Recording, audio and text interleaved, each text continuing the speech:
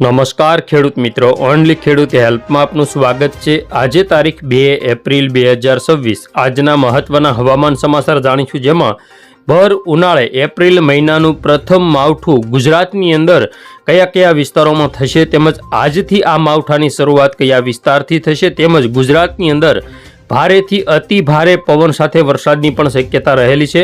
તો જોઈએ સંપૂર્ણ અપડેટ। ચેનલમાં નવા હોય તો સબસ્ક્રાઇબ કરી લેજો। તો ખાસ કરીને આપણે સૌથી પહેલાં વાત કરીએ તો આ રીતે ગુજરાતની અંદર કાળા ડિબાંગ વાદળા કચ્છના વિસ્તારોથી શરૂઆત થશે।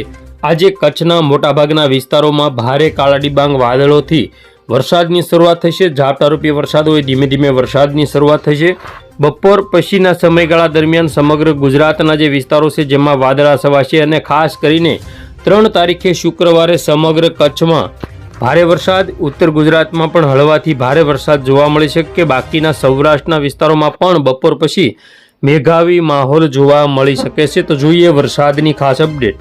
તો આજની ખાસ અપડેટ જોઈએ તો અરબ સાગરથી આ જે સિસ્ટમ છે વેસ્ટર્ન ડિસ્ટર્બન્સ મજબૂત જે ગુજરાતની એકદમ નજીક આવતા આજે બપોર પછીનો જે સમયગાળો છે જેમાં કચ્છના જે વિસ્તારો છે જેમાં વરસાદની ધીમી ધારે શરૂઆત થઈ શકે, જેમાં ખાસ કરીને નલિયા, ખાવડા આજુબાજુના જે વિસ્તારો છે, ગાંધીધામ સાઈડના જે વિસ્તારો છે, તેમજ જામનગર, મોરબી, દ્વારિકા આજુબાજુના જે વિસ્તારો છે જેમાં હળવા વરસાદી ઝાપટા પડવાની શક્યતા રહેલી છે। ખાસ કરીને આપણે જોઈએ તો આજે બપોર પછીનો જે સમયગાળો છે જેમાં પાકિસ્તાન તરફથી જે આવતી જે સિસ્ટમો છે તેની જે અસર છે તે ગુજરાતના કચ્છના વિસ્તારોમાં થશે, જેમાં ખાસ કરીને વહેલી સવારે એટલે કે 2 તારીખે રાત્રે ને વહેલી સવારે 3 તારીખે ગુજરાતના જે મોટાભાગના જે વિસ્તારો છે જેમાં નલિયા હોય, તેમજ ખાવડા હોય, ગાંધીધામ હોય, રાપર હોય, ભસાવ હોય, આ બધા વિસ્તારોમાં ભારે વરસાદ પડી શકે છે। તેમજ જામનગર, રાજકોટ, તેમજ દેવભૂમિ દ્વારકા, મોરબી, સુરેન્દ્રનગર સાઈડના જે વિસ્તારો છે, જૂનાગઢ આજુબાજુના જે વિસ્તારો છે જેમાં પણ વરસાદની સંભાવના છે। સાથે સાથે ઉત્તર ગુજરાતના જે વિસ્તારો છે જેની આપણે વાત કરીએ તો ઉત્તર ગુજરાતના મોટાભાગના વિસ્તારો જેમાં રાધનપુર હોય, મહેસાણા હોય, હિંમતનગર હોય, ખેડા હોય, થરાદ, ધાનેરા, આબુ રોડ થરાદ હોય, તેમજ આબુ હોય, પાલનપુર હોય, ખેડા હોય, નડિયાદ હોય, આ બધા જે વિસ્તારો છે જેમાં વરસાદની સંભાવના છે। રાજસ્થાન સાઈડના જે વિસ્તારો છે જેમાં પણ વરસાદની સંભાવના છે। ખાસ કરીને 3 તારીખે સવારના 9-10 વાગ્યાથી બપોરના સમયગાળાની અપડેટ જોઈએ તો સમગ્ર જે કચ્છના વિસ્તારો સિવાય વેરાવળ, ભાવનગર, મહુવા, અમરેલી, સાવરકુંડલા, બોટાદ, અમદાવાદ, ગાંધીનગર, બનાસકાંઠા, સાબરકાંઠા સહિતના જે વિસ્તારો છે જેમાં વરસાદની તીવ્રતા રહેશે। 4 તારીખે વહેલી સવારે દક્ષિણ ગુજરાતમાં દહેજ, ભરૂચ, સુરત, ઉમરપાડા, કોસંબા, વંકલ, તેમજ ખાસ કરીને નવસારી જિલ્લો, તાપી જિલ્લો, તેમજ વલસાડ, વાપી આજુબાજુના જે વિસ્તારો છે જેમાં વરસાદની સંભાવના વધારે રહેલી છે। 4 તારીખનો જે સમયગાળો છે જેમાં ભાવનગર જિલ્લાના વિસ્તારોમાં મહુવા હોય, તળાજા હોય, ભાવનગર હોય, તેમજ સુરત, વલસાડ, નવસારી, ડાંગ, તાપીના વિસ્તારો હોય તેમાં વરસાદી માહોલ જોવા મળશે। સાથે સાથે દાહોદ હોય, પંચમહાલ હોય, છોટાઉદેપુર તે બધા વિસ્તારોમાં પણ વરસાદની સંભાવના રહેલી છે। ખાસ કરીને 5 તારીખની આપણે અપડેટ જોઈએ તો 5 તારીખમાં વરસાદી સિસ્ટમ એક્ટિવ જણાતી નથી। ફરી વખત 6 અને 7 તારીખથી કચ્છના જે વિસ્તારો છે તેમાં તેમજ ઉત્તર ગુજરાત અને સૌરાષ્ટ્રના વિસ્તારોમાં વરસાદી માહોલ આપણને જોવા મળશે।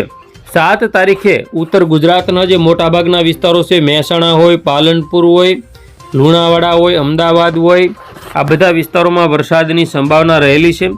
તો 3-4 તારીખથી લઈ 7-8 તારીખ સુધી આ રીતે ગુજરાતના અલગ અલગ વિસ્તારોમાં માવઠારૂપી વરસાદ અને વાદળછાયું વાતાવરણ આપણને જોવા મળશે। તો આ રીતે ગુજરાતમાં જોવા મળશે વરસાદી માહોલ। હવે આપણે વાત કરીએ જીએફએસ મોડલ અનુસાર કઈ રીતે વરસાદ જોવા મળશે। જીએફએસ મોડલ અનુસારની ખાસ અપડેટ જોઈએ તો 2 તારીખે સવારના 10-11 વાગ્યા પછી વરસાદી સિસ્ટમ એક્ટિવ થશે। 3 તારીખે કચ્છની ઉપર ચોમાસા જેવો માહોલ દર્શાવાઈ રહ્યો છે આ સિસ્ટમની અંદર। તો આ રીતે ગુજરાતમાં ખેડૂતોને ભર ઉનાળે અત્યારે માવઠાનો માર સહન કરવો પડશે। બાજરી જેવા પાકો છે, તલ હોય, મગ હોય તેવા પાકોની અંદર મોટા નુકસાનની ભીતિ જોવા મળી શકે છે। વાત કરીએ પવનની ઝડપ કેવી રહેશે।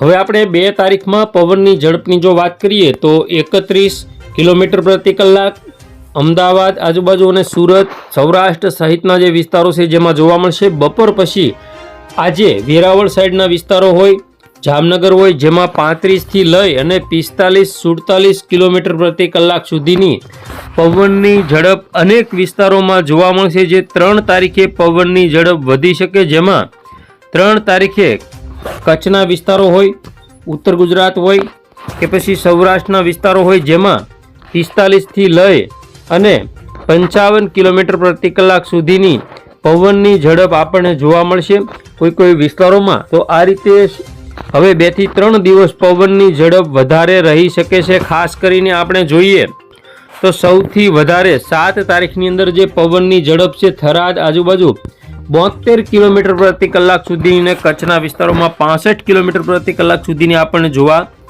મળશે. એટલે કે મિની વાવાઝોડા જેવો માહોલ જોવા મળી શકે. 8 તારીખની અંદર પણ પવનની ઝડપ 55થી લઈ અને 60 કિલોમીટર પ્રતિ કલાક સુધીની આપણને જોવા મળશે. તો આ રીતે ગુજરાતમાં ખેડૂતોને ભારે પવન સાથે વરસાદનો સામનો પણ કરવો પડી શકે છે. સિસ્ટમ જ્યારે એકદમ નજીક આવશે ત્યારે સંપૂર્ણ ખ્યાલ આવશે. બાકી માવઠારૂપી વરસાદ બધે પડે તેવું પણ યોગ્ય નથી, કારણ કે ક્યાંક વરસાદ, ક્યાંક વાદળા તો ક્યાંક ઝાપટા જેવો માહોલ પણ જોવા મળી શકે. સિસ્ટમ આધારિત વરસાદ હોઈ શકે. એપ્રિલ મહિનો, મે મહિનો અને જૂન મહિનો એટલે કે હવે આગામી સમયમાં પ્રી મોન્સૂન એક્ટિવિટી અને વરસાદનું જોર ક્યારેક જોવા મળશે. તો ખાસ ખેડૂત મિત્રો, આ હતા આજના મહત્વના હવામાન સમાચાર. ફરી વખત મળીશું નવી અપડેટમાં. જોતા રહેજો ઓનલી ખેડૂત.